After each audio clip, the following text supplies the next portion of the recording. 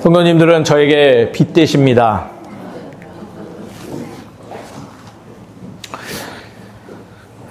오늘 제가 계속 빛에 대해서 강조하고 있습니다. 그 빛의 의미, 우리가 일상 속에서 기억하지 못하는 영역이라 생각되어집니다. 오늘의 말씀 제목도 빛이에요. 너와 내가 서로가 빛이고 우리의 빛의 근원은 하나님 되심을 오늘 기억하길 간절히 소망합니다. 저에게는 뚜렷한 기억이 있습니다. 어떤 기억들일까요? 어느 한 날의 기억들이죠. 2014년 10월 11일 그날 저의 첫째 아이가 태어난 날입니다. 난임으로 고생하던 저희 가정에 첫 자녀가 우리 곁에 온 날이죠. 그날의 기억은 선명하고 뚜렷합니다.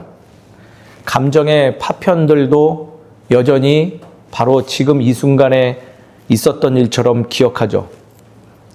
그날 저에게는 두려움, 어리둥절, 환희, 어쩔 줄 몰라 하는 애타는 마음, 또 표현 못할 슬픔들, 각종 감정들이 밀려왔습니다.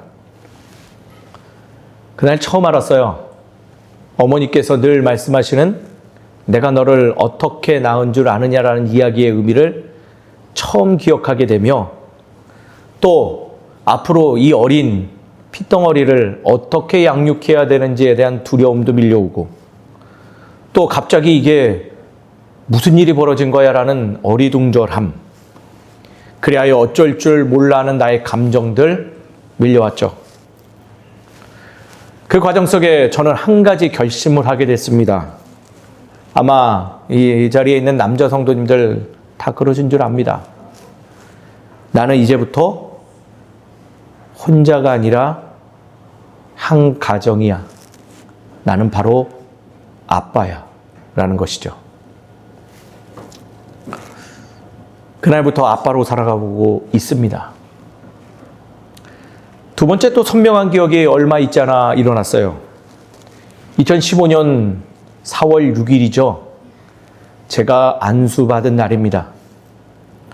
박사학위를 포기하고 목회자의 길로 완전하게 전환한 날이었으며 그날부터 나는 신학자가 아니라 목회자의 길을 걷겠다 결심한 날이었죠. 그날도 복잡스러운 감정들이 밀려왔습니다.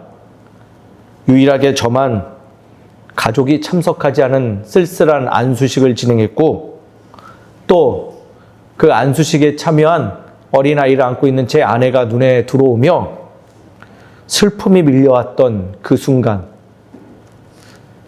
8명의 안수자 중에 저만 오열하면서 울고 있던 제가 부끄럽기도 했지만은 그날 그 눈물의 의미는 나는 이제 목사야.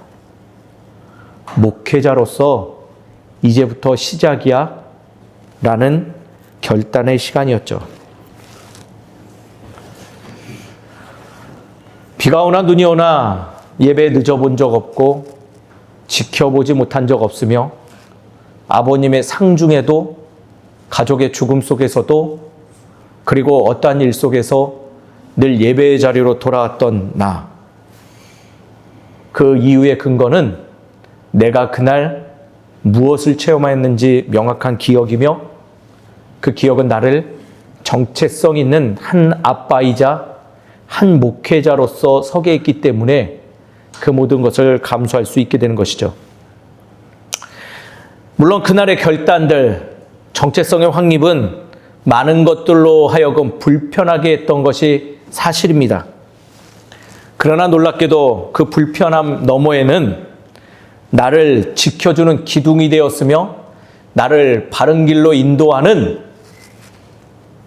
이정표가 되었기 때문에 두려움 없이 당당하게 제게 맡겨진 상황들을 마주하며 오늘도 걸어가고 있습니다. 저만의 이야기일까요? 아니죠. 우리 모두의 이야기들입니다. 이처럼 신앙의 길을 걷는 일을 말씀은 소개하고 있습니다. 바로 오늘 우리가 마주하고 있는 사도 바울이죠. 사도행전 후반에 바울을 간략하게 소개하면 이렇게 정리할 수 있습니다. 겁을 상실한 사람. 그는 담대한 모습을 넘어 겁까지 이제 상실한 사람처럼 보입니다. 근데 그 모습은요, 모든 것을 잃은 자포자기의 상태의 당당함이 아니라 근거를 가지고 있는 명확한 자신감에서 오는 그러한 당당함이죠. 아빠로서, 목회자로서 살아가고겠다 결단하는 제가 참 공감되어지는 부분입니다. 사도 바울의 자신감의 근원은 무엇일까요? 혹시 생각해 보셨나요? 그냥 원래 자신감 충만한 사람이라고 생각하시나요? 아니면 사도니까 당연한 거 아니야 라고 생각하셨나요? 오늘 그의 명확한 답이 오늘 본문 말씀에 있어요. 13절이죠. 그는 해보다 더 밝은 빛에 노출되었다 고백합니다. 즉, 자신은 하나님께 간택받은 사람임을 내가 잃지 않고 있노라 라는 그 기억으로 말미암아 자신은 밝은 빛에 노출된 이 하나님의 사람이라는 근거를 가지고 당당할 수 있었다라는 거예요.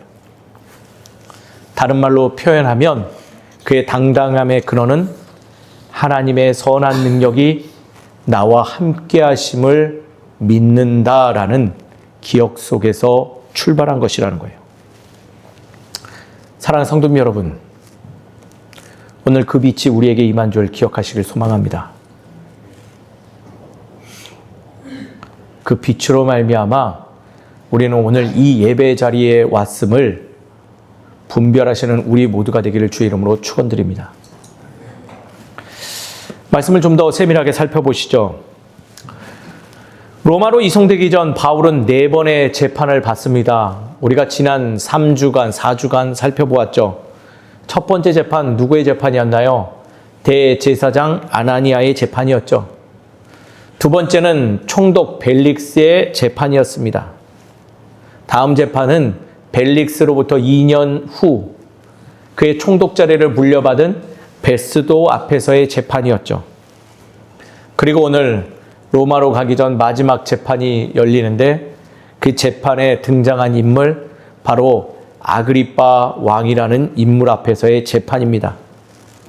그는 유대인으로서 유대 본분 왕 아그리빠 왕입니다. 그는 베스도를 아련하고자 가이사랴로 방문을 하였고요. 그곳에서 사도 바울의 이야기를 전해 듣죠. 베스도는 아그리빠 왕에게 앞의 구절들을 보면 이렇게 고백해요. 바울이 죄가 없음이 명백하다. 이 일을 내가 어떻게 처리해야 될지 모르겠노라 라는 이야기를 듣고 그는 재판에 임합니다. 베스도의 고민은 아그리빠 왕이 관심 갖기에 충분했어요. 어떠한 것을 선택해도 아그리빠 왕에게는 유익을 가져오는 재판이기 때문입니다. 그래서 스스로가 내가 그 바울에 대한 재판을 돕겠다 하고 바울을 방문한 것입니다. 하지만 놀랍게도요, 오늘의 본문 말씀, 사실 오늘 본문 말씀은 26장 전체를 읽어야 되는데 26장 전체를 읽어보면 아그리빠 왕의 그 취지와는 다르게 놀라운 일이 벌어지는데 재판의 자리가 아니라 복음을 잘하는 복음 선포의 자리로 변화된다는 거예요. 바울의 겁을 상실한 모습 때문에 발생한 재판이 아닌 복음을 전하는 자리로 변했다라는 것은 매우 우리 신앙의 고무적인 발견이며 오늘 누가가 그것을 우리에게 소개하며 우리 또한 그 안에서 발견해야 될 하나님의 의가 있음을 알려주고 있다는 거예요. 아그리빠 왕, 그에 대해서 조금 더 알아둘 필요 있어요. 왜냐하면 오늘 본문에 중요한 역할을 하는 인물이기 때문이죠. 그의 본명 혹시 알고 계신가요? 아그리빠. 앞에 두 글자가 더 있어요. 알 리가 없으실 줄 압니다. 따라하겠습니다. 헤롯, 아그리빠. 헤롯 왕이에요. 유대의 헤롯은요, 신약 성경에 몇 번 등장하냐면 약 43번 정도 등장합니다. 유대 통치자, 유대 분봉왕, 바로 헤롯 왕가죠. 근데 오늘 이 헤롯, 어떤 헤롯일까요? 혹시 아시는 분 계신가요? 세례 요한을 죽인 동생. 예. 어떻게 생각하세요? 동의하세요? 이렇게 해도 도대체 누구야? 라고 머리가 복잡하시죠? 우리가 흔히 제일 잘 알고 있는 헤롯 누굴까요? 예수님 탄생 때 이세이야를 다 죽이라고 명령했던 헤롯 왕이 있어요. 또 두 번째 헤롯 왕 누굴까요? 방금 방근희 집사님이 말씀해 주신 무한 왕? 세례 요한을 죽인 헤롯 왕이 있어요. 세 번째부터 헷갈리죠? 왜? 안 읽었으니까. 세 번째 헤롯 왕은요, 예루살렘 총회 지도자인 야고보를 죽인 헤롯 왕이에요. 그리고 마지막 헤롯 왕 누굴까요? 오늘 사도 바울을 재판하고자 오는 헤롯 왕입니다. 다 다른 헤롯이에요. 이 헤롯 가문은요, 좋지 않는 루머에, 좋지 않는 소문에 늘 휩싸였던 가문이에요. 왜 그러냐? 그는 정통 유대 전승의 왕이 아닌 혼혈 계통의 왕가이기 때문에 그래요. 정통 계보라면 누굴까요? 바로 우리가 잘 알고 있는 다윗 가문의 자손으로 태어난 왕가만이 인정되는데, 이는 이방인 시리아 계열의 피도 섞인 왕가로서 로마의 종속 국가로서 거기에 권력에 기대어 받은 왕권이라는 거예요. 그래서 왕가의 전통성이 없어서 늘 그 루머에 시달려서 유대인들로부터 호불호가 명확히 갈려있던 그런 왕이죠. 두 번째, 그들 가문을 힘들게 하는 거 뭐가 있을까요? 앞에 힌트가 있죠. 누구를 잡고 뭐 했다? 죽였다. 피를 흘리는 가문으로 악명이 높은 가문인 거예요. 즉, 이 모든 불편한 이야기를 종식시킬 수 있는 인물이 누굴까요? 바로 사도 바울의 재판에 관여하는 거죠. 바울은 어쩌면 아그리빠 왕으로 인해서 그를 살살 달래면 면책받아 풀려날 수도 있어요. 왜냐하면 아그리빠 왕은 유대인들에게 득표를 받기 위해서 사실 바울의 재판을 좀 좋은 면으로 끌어가면 바울을 추종하는 예루살렘 공회의 일종의 사람들에게 마음도 없고, 또 반면 치리하게 되면 바울을 죽이려고 했던 기득권들로부터, 유대인 기득권자들로부터 표를 받으니까. 또 로마인들이 지금 로마 총독이 골치 아파하는 일을 대신 처리해 주니 그에게는 어떠한 결과를 내도 유익한 재판이었다는 거예요. 그래서 그는 그 앞으로 나가죠. 근데 하나님 정말 대단하신 분인 것 같아요. 그 위기의 자리, 그 어려움의 자리, 또 얼마든지 협상할 수 있는 자리를 어떤 자리? 복음을 전하는 자리로 변화시킵니다. 누구를 통해서? 하나님 앞에서 자녀임을, 양심의 거리낌이 없던 사도 바울을 통해서. 오늘 본문 말씀 읽어보면 그의 감정이 전해져 옵니다. 평소보다 더 강한 어조로 자신의 안위가 아니라 더 명확한 말씀으로 자신의 그 체험을 가지고 복음을 전하고 있다는 거예요. 바울은 그 어느 때보다 더 단단하고 당당합니다. 그래서 그는 아주 위험하지만은 지극히 명확한 용어를 쓰고 있어요. 따라하겠습니다. 태양보다 더 밝은 빛. 우리는 그의 그 빛에 노출되었다라고 말하며 시작하죠. 한번 우리 성도님들에게 묻겠어요. 태양보다 더 밝은 빛 본 적 있으세요? 두 분밖에 없으세요?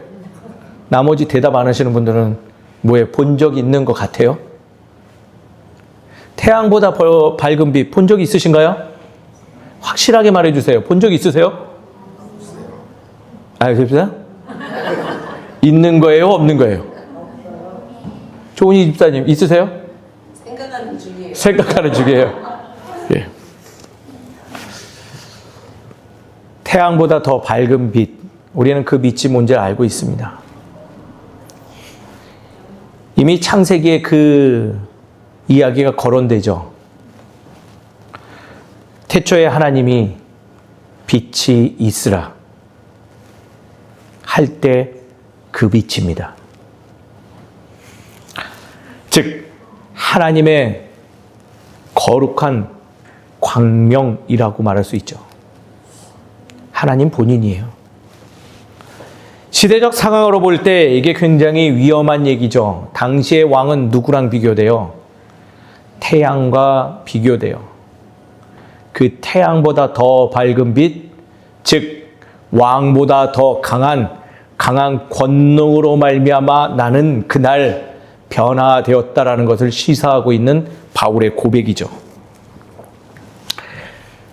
왕권을 초월한 신의 영역 속에서 나는 변화되어졌다. 왕족으로서 자극받을 수 있는 이야기를 꺼내며 아그리빠 왕에게 그동안 만나온 이들과 동일한 상황에서 나는 당당히 어떠한 인물인지를 지금 스스로 밝히고 있는 거예요. 그리고 그 빛에 노출된 자신과 같이 당신도 그 빛에 노출되어 하나님의 말씀을 받는 것이 마땅하며 지금 이 자리 속에서 재판받을 것이 아니라 우리 모두가 하나님 앞에 그 밝은 빛에 선한 빛에 고요히 감싸여 그 빛으로 말미암아 하나님의 사람으로 하나님의 민족으로 나아감이 타당합니다라고 지금 전하고 있다라는 거예요.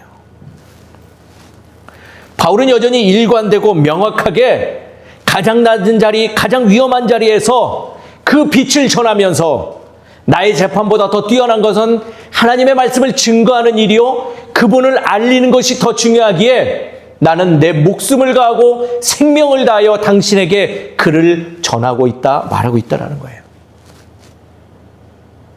그 당당함이 변화를 가져옵니다.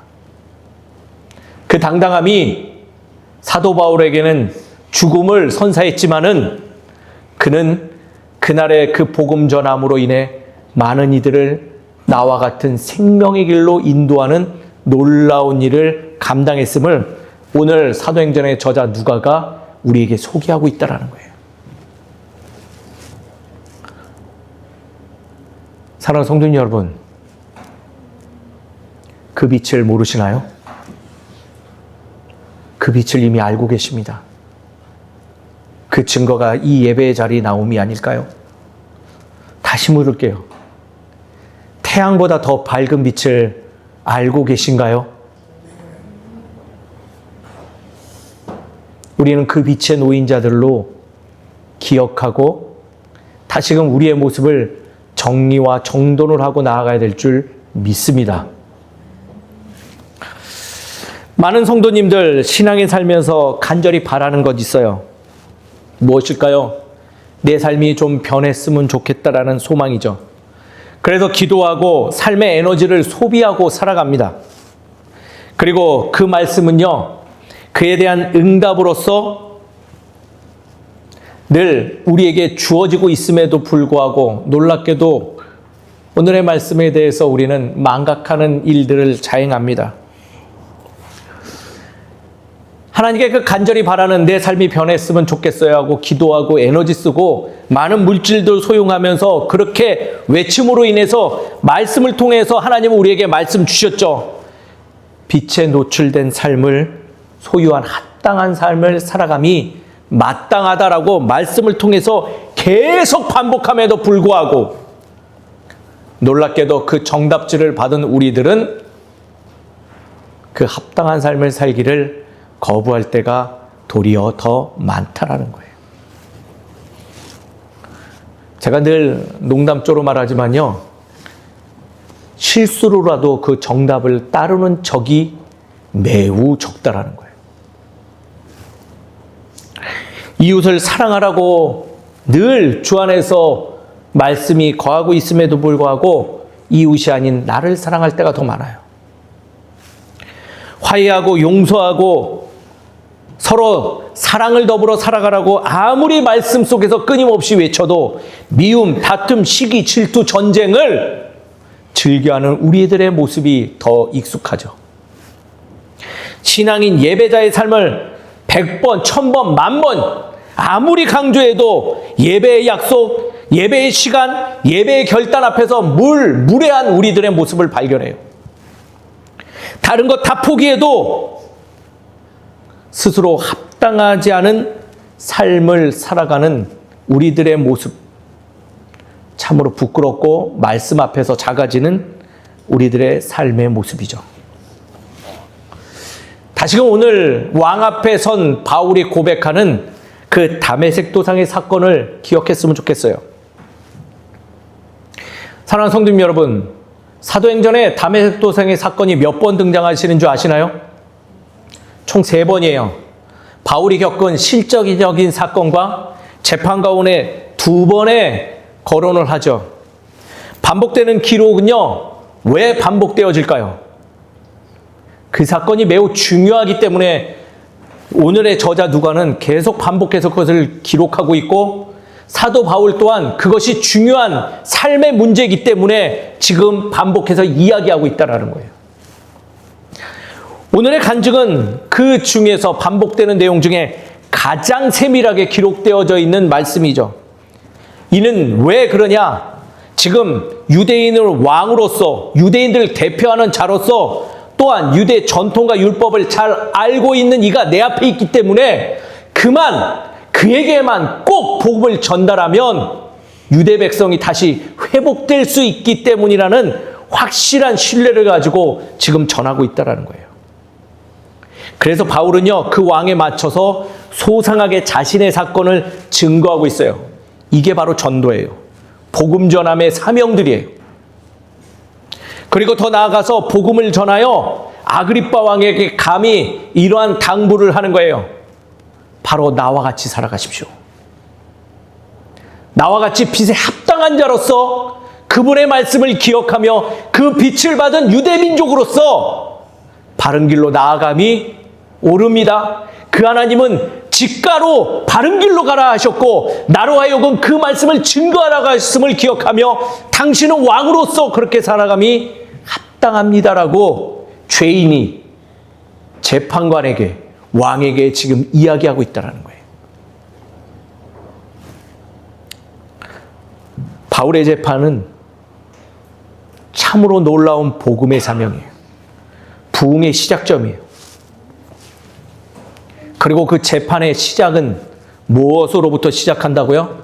내가 밝은 빛에 노출된 사람이라는 것을 기억해내고 그에 합당한 삶을 살겠다 결단하는 그의 정체성에서부터 시작한다는 거죠. 신앙의 정체성은요, 그를 죄인이 아닌 하나님의 거룩한 사명자로 만들고 있는 거예요. 사랑하는 성도님 여러분, 신앙의 노예가 아닌 주의 자녀 되시길 주의 이름으로 축원드립니다. 신앙생활 노예처럼 하지 마세요.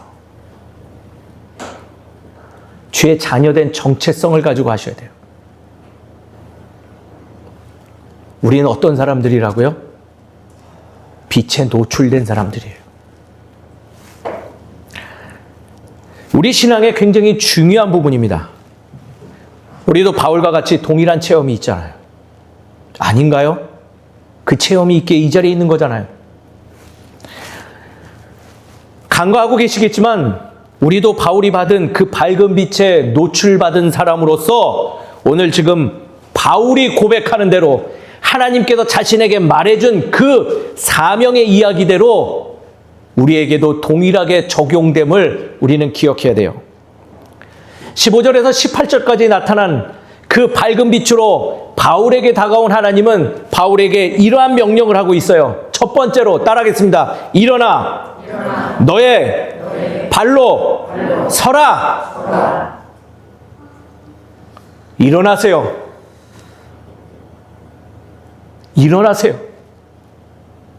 세상의 절망 앞에 놓여져서 나 못 살아요 하고 주저앉는 것이 아니라 일어나래요. 하나님은 내 빛으로 일어나래요.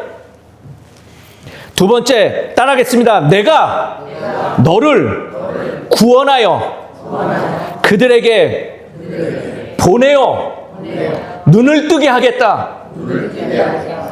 일어나서 멈추는 것이 아니라 내가 너를 통하여서 분명히 세상을 변화시키겠다고 말하고 계세요. 사명 들고 세상으로 나아가라는 거예요. 세 번째로 또 따라합니다. 죄사함과 나를 믿어 거룩하게 된 무리에게 기업을 얻게 하려 합니다. 나를 통해서 하나님의 은혜가 흘러가게 하시겠다는 거예요. 하나님의 이러한 불가학적인 명령으로 인하여서 당당할 수밖에 없는 거예요. 그리고 이 말씀에 순종하고 살아갈 때 우리의 삶이 변화되어지고 영적 부흥이 내 삶에서 일어나는 것이요, 신앙의 핵심이고 절대적인 사실입니다. 사랑하는 성도님 여러분, 오늘 바울에게 일어난 다메섹 도상은 이미 우리에게도 임한 거룩한 사건임을 기억하며 밝은 빛에 나에게 임한 합당한 삶을 살아가는 우리 모두 되기를 주의 이름으로 축원드립니다. 신앙의 자신감을 가지세요. 주의 자녀의 당당함을 가지고 어깨 피고 신앙생활하세요. 그러기 위해서 우리는 어떠한 삶을 소유하고자 해야 될까요? 첫 번째로는요, 오늘 말씀에 근거하여 일관된 삶을 소유해야 될 줄 믿습니다. 어떤 삶이요? 일관된 삶이에요. 재판에서 보여준 바울의 모습 기억하면요, 늘 일관된 모습으로 가죠. 어떤 일관된 모습이에요? 그들 앞에 당당함, 담대함이 있다는 거예요. 잡혀있을 때와 재판받을 때 늘 동일합니다. 마지막 죽음을 맞이하는 그 순간까지도 그는 담대함을 잃지 않아요. 이는 밝은 빛을 소유한 이들의 특징이다라고 말할 수 있어요. 밝은 빛을 받은 자들, 바로 그 일관된 삶은요, 늘 균형 잡히고 흔들림 없는 삶을 살고자 애쓰는 데서 오는 거예요. 했던 거 또 하고 또 하고 또 하고 또 하고 또 하고 하는 게 일관된 삶이 아니라 내가 삶을 주 안에서 조절하며 균형을 이루고 살아가는 삶을 일관되다 말하는 거예요. 세상은 뒤집혀지고 엎어질 수 있어. 그거는 당연한 이야기예요. 좌우로 흔들리는 것이 당연한 일입니다. 거짓말인가요? 아니요, 당연한 일이에요. 그러나요, 그러할 때 신앙인은 일희일비하는 것이 아니라 도리어 주께서 나에게 행하신 일들을 기억하며 그 자리를 지켜나가는 거예요. 하나님의 거룩한 방법으로 살고자 애쓰는 일관성이 있어야 된다는 거예요. 제가 일전에 한번 소개한 적이 있어요. 저희 할머니 참 기억하면 참 일관되세요. 어린 시절 왜 그렇게 무장공비가 우리나라에 많이 출연했던지 뉴스 보도도 많이 돼요. 미국이도 오고요. 그리고 김신조인가요? 막 왔다는 소리만 들으면 저희 할머니 뭐 볼 것도 없어요. 늘 살며시 일어나서 장을 열시며 뭐 두 개를 꺼내세요. 뭘까요? 손수건과 금가락지 몇 개 있던 거 그거 꺼내세요. 그러면서 늘 그걸 싸세요. 그러면서 저에게 말에게 그 북한 전형의 사투리로 전쟁 나면 금부치가 최고라오. 너 똑띠기 기억해야 돼 하고 늘 저한테 얘기하셨어요. 그리고 상황이 종료되면 또 뭐예요? 더 부지런하게 풀고 그걸 넣어요. 그럼 몇 개 잃어버려도 별로 지금처럼 금값이 엄청난 것도 아닌데. 그러다 또 뭐 뉴스에 나오면 아버님 막 급해서 지하실 문 열고 막 TV 들고 왔다 갔다 하는데 저희 할머니 또 뭐 한다고요? 살며시 일어나서 장을 열고 또 꺼내요. 6.25의 경험이 그분에게 지혜를 주셨어요. 하던 일을 변화하지 아니하고 가장 실용적이고 가장 바른 것을 하는 거죠. 그 경험에 민감한 거예요. 세상의 질서는요, 늘 좌우로 흔들리기 때문에 우리의 삶이 흔들려질 수도 있어요. 상황은 나를 힘들게 하고 무례한 이들의 언어는 우리들을 자극할 수 있지만요, 우리에게 비춰진 그 태양보다 더 밝은 빛의 하나님의 선한 능력은 우리의 요동을 멈춰주실 줄 믿습니다. 그걸 기억하시고 주의 일에 매진하세요. 주의 방법으로 살아가세요. 그게 합당한 삶인 줄 기억하시는 우리 모두가 되기를 주의 이름으로 축원드립니다.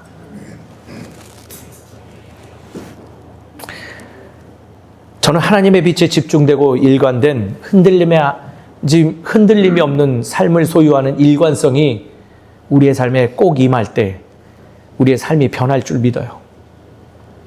그리하여 목회자로서 늘 자리를 지키는 거예요.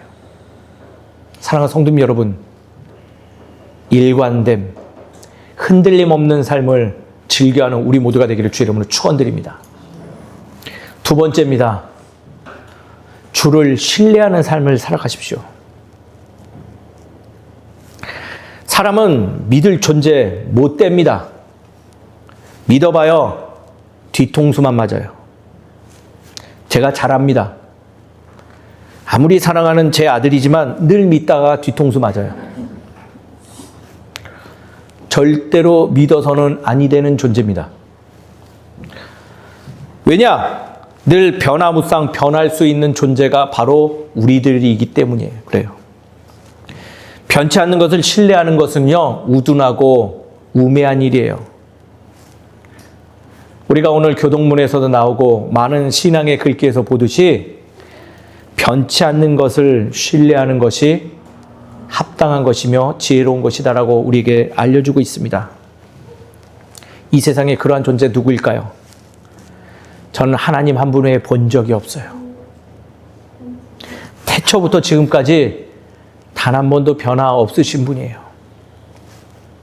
그분을 신뢰하는 것이 지혜로운 것이며 그 지혜를 신뢰할 때 우리는 담대하게 살아갈 수 있는 것이며 언제부턴가 흔들려지는 그 세상의 요동 속에서도 잠잠할 수 있는 거예요.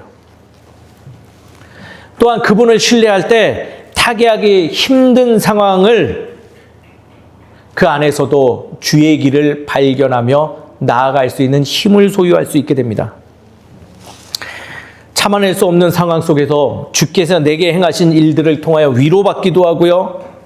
그분을 신뢰할 때 우리는 소망과 희망을 품으며 살아갈 수 있는 거예요. 저는 제 스스로를 잘 알아요. 저는 완전하지 못한 목회자예요. 늘 불안해요. 늘 도망도 가고 싶어요. 지금도 부족하고요. 앞으로도 부족할 것 같아요. 신뢰성도 매우 떨어짐을 스스로도 자각하고 있어요. 근데 놀라운 사실이 뭔지 아세요? 저를 바라보며 예배에 참여하는 이들이 있다라는 거예요. 제 능력일까요? 아니에요. 저는 우리 성도님들 보면서 다시 한번 주를 신뢰하게 돼요. 주께서 인도하시는구나. 이 부족한 사람이라도 주께서 하시는구나. 이 예배는 이승현 목사가 인도하는 것이 아니라 하나님께서 주관하시는구나 하는 것을 다시금 신뢰하는 거예요. 내가 주를 신뢰하고 동행해 나갈 때 변화된 삶을 볼 수 있는 거예요.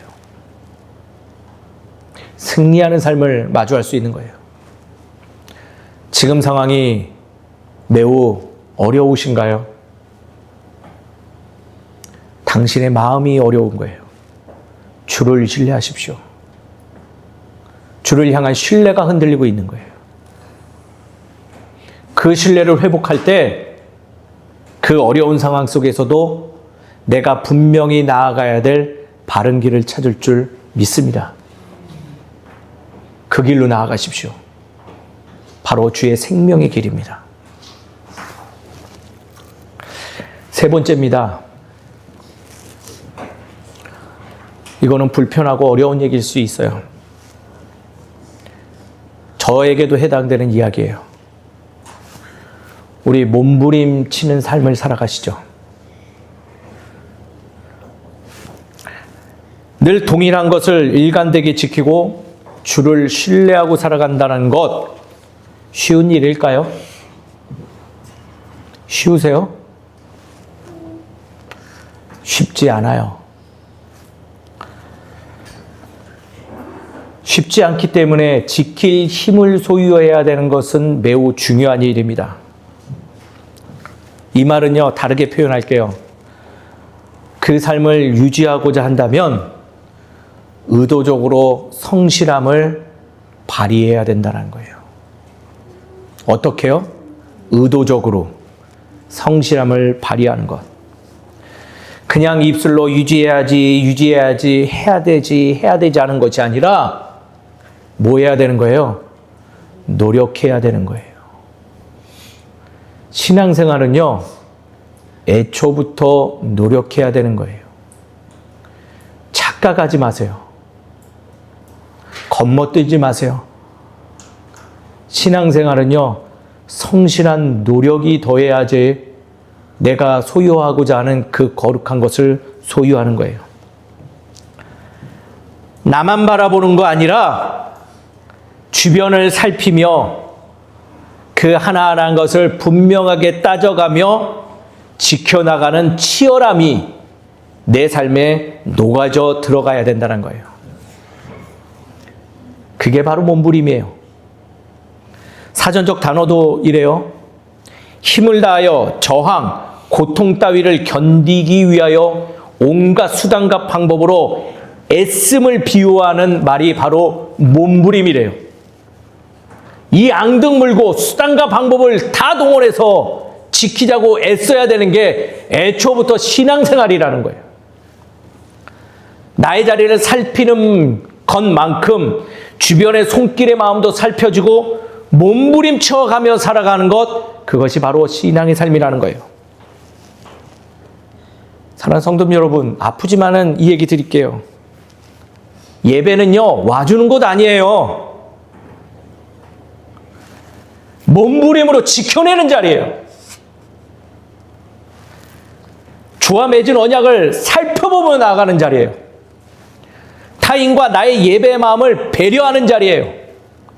나의 삶의 쉼과 숨을 신앙의 삶의 채움과 더함을 하는 자리라는 것을 인식하고 그것을 내 안에서 지켜내고자 가슴을 두드리며 임하는 자리예요. 그것을 잊으면요, 자는 거예요. 그것을 잊으면요, 늦는 거예요. 그것을 잊으면요, 예배가 우습게 보이는 거예요. 몸부림하는 자리예요. 그것을 기억하는 이들이 바로 이 영적 전투를 치르는 자리가 바로 이 자리이며 우리의 삶의 자리라는 거예요. 제가 요즘 보는 프로그램이 있어요. 김연경 씨 아세요? 배구 선수? 요즘 감독 데뷔하는 어떤 프로그램이죠. 거기서 한 선수를 인터뷰하는 장면이 굉장히 인상에 남았어요. 그 선수의 이름이 인쿠시라는 몽골 친구예요. 말도 좀 어눌하고 몽골 사람이기 때문에 한국어가 능통하지 않죠. 그리고 국적이 다르기 때문에 우리 국내 리그에서 뛰는 그게 매우 이게 좀 어려운 그러한 처지의 친구죠. 그러나 재능이 굉장히 많아요. 그래서 그 김연경 씨가 이 친구를 지도하면서 안타까운 마음으로 면담을 하는데 참 놀라운 얘기를 해줬어요. 너 위로하고 막 살펴주고 그런 이야기가 아니라 제가 어느 부분에 놀랬냐면 그 친구가 앞에서 너 요즘 왜 이렇게 못하니? 라고 말했더니 제가 잘하려고 하는데 안 되고 뭔가 위축되고 막 제 상황이 요즘 어렵고 얘기하는데 김영길 씨가 이 말을 했어요. 그런 얘기 하지 마. 변명 듣고 싶지 않아. 그러니까 내가 알고 싶은 거는 경기를 뛰겠다라는 거야, 안 뛰겠다라는 거야?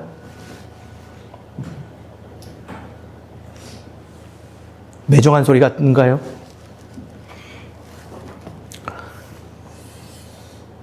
제 가슴을 팍 쳤어요. 야, 이승현.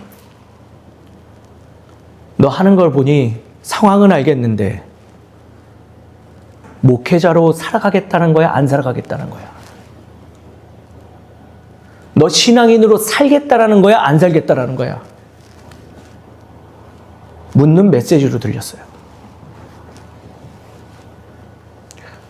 우린 이미 밝은 빛을 받은 자들이에요. 신앙생활 하실 거예요? 말 거예요? 이런 얘기하면 성도 떨어져 간다고 목사님들 늘 하지 말래요. 그러나 우리 명백하게 스스로에게 물어보시죠. 하실 건가요? 말 건가요?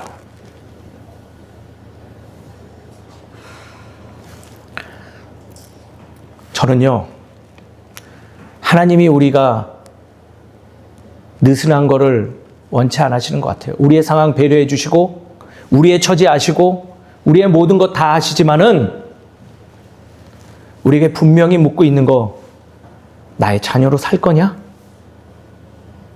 아니냐는 다른 문제라고 이야기해 주시는 것 같아요.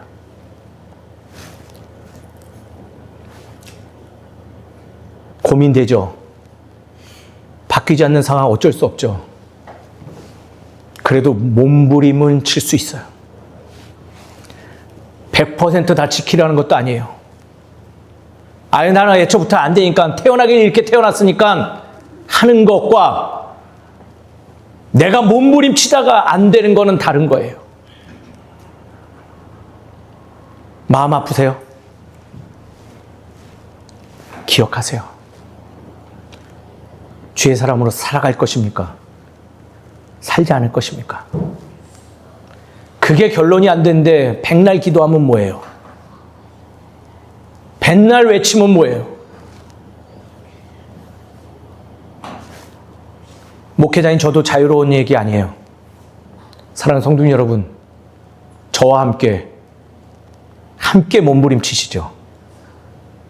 신앙의 삶을 주의 거룩한 자녀로 빛을 받은 자로서 살고자 몸부림치는 신앙 공동체 되기를 주의 이름으로 축원드립니다. 함께 해보시죠. 혼자 하는 것보단 낫잖아요. 함께 하면 조금은 달라질 거고 분명히 주의 거룩한 자리를 우리가 소유할 줄 믿습니다. 말씀을 정리하죠. 재판장 앞에 서 있는 바울의 모습 우리 기억하시죠? 앞에 그 어떤 이가 와도 주님 동행하심을 잊지 않았으면 좋겠습니다. 영적 부흥 결코 사람이 늘어난다고 이루어지는 거 아니에요. 부흥은요 숫자 노름하는 것이 아니라 신앙의 성숙입니다. 그리고 끝없는 몸부림이에요. 믿음을 대하는 자세에서부터 시작하는 거예요. 저는 우리 공동체가 그 몸부림이 있는 공동체 되기를 주의 이름으로 축원드립니다. 빛을 받은 이들이 내가 어떠한 존재임을 기억하며 주의 빛에 노출된 우리가 어떤 빛을 세상에 증거하고 살지를 고민하며 살아가는 우리들, 삶의 부흥이 있을 줄 믿습니다. 우리 이 시간 다 함께 기도하시죠. 반주해 주시겠어요? 오늘 말씀에 밑대어 기도하셨으면 좋겠습니다. 딱 두 가지만 기도해 주세요. 첫 번째, 감사의 기도하셨으면 좋겠어요. 주님, 부족한 나에게 빛을 주심을 감사합니다. 부족한 나에게 선한 능력 부어주심을 감사합니다. 자격 없는 나에게 주의 선한 빛으로 물들게 하셨음을 감사드린다 기도하시고요. 두 번째는요, 주 앞에 결단하는 기도했으면 좋겠습니다.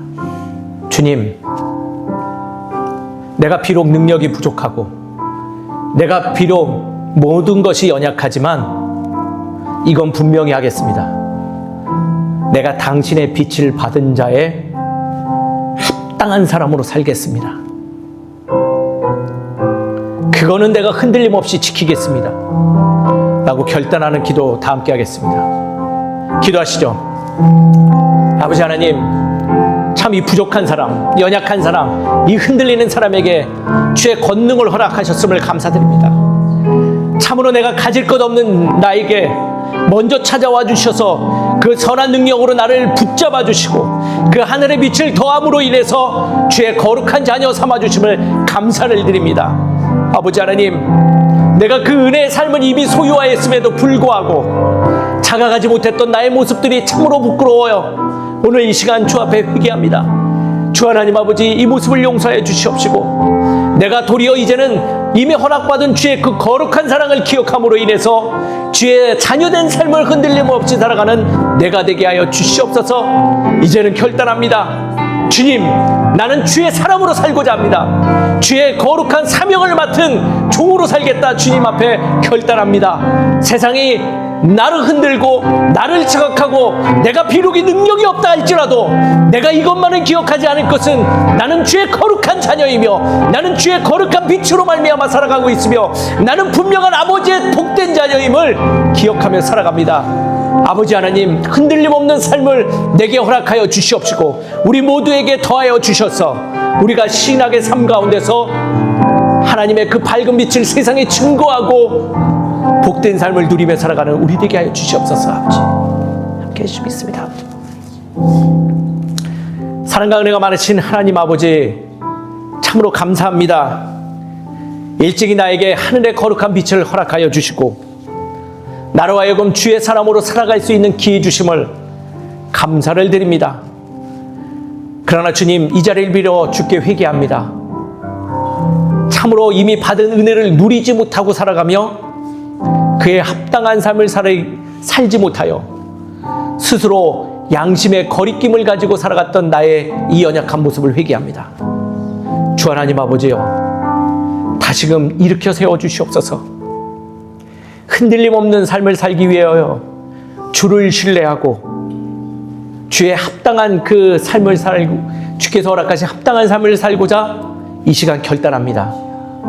주님, 동행하여 주시옵시고 하늘의 은혜를 더하여 주시옵소서. 그래야 해서 늘 담대함으로 주의 사람으로 살아감을 잊지 않는 거룩한 자녀요 백성 되게 하여 주시옵소서.